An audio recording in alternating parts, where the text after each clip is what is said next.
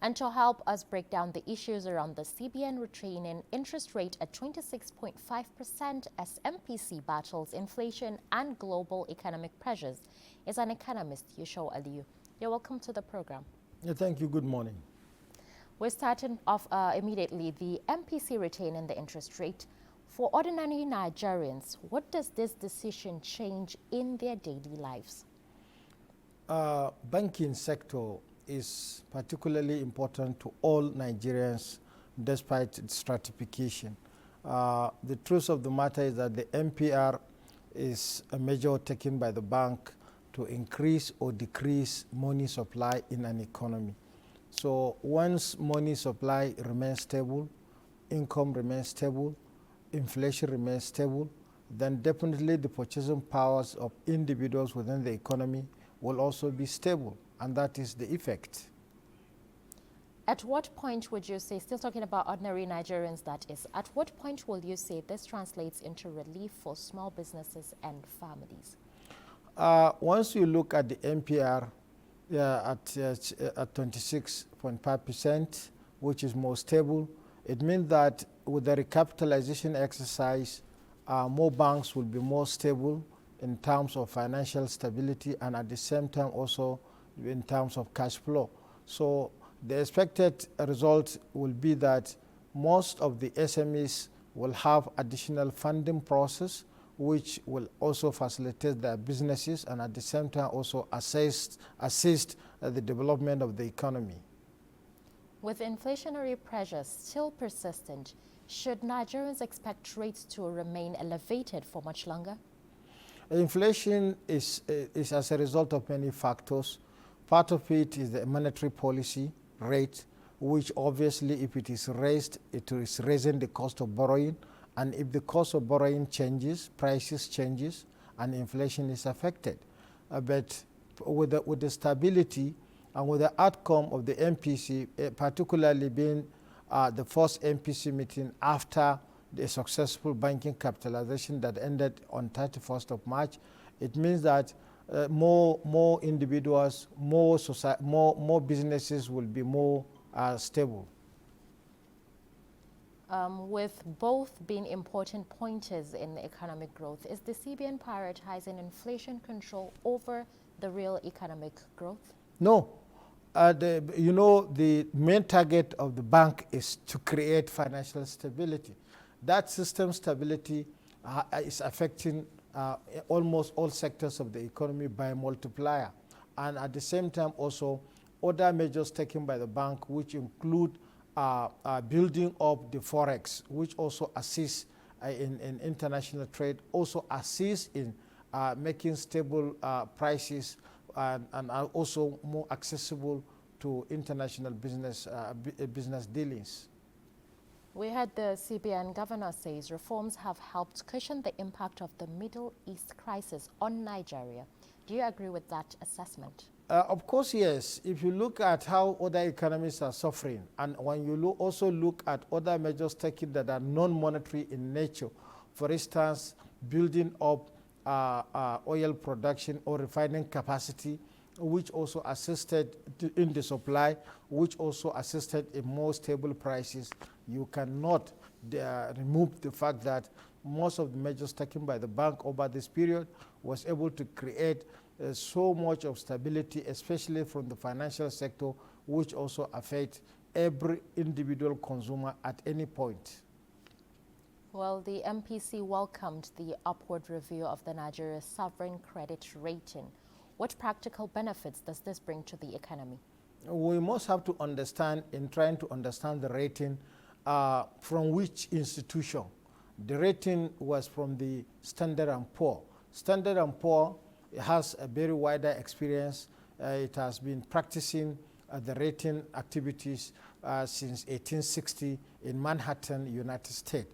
So, but when we are upgraded, you can see the fact that B+ is very, very convenient for any credit risks to be attended to, and at the same time also encourage more investors to participate in the financial market, which also will give additional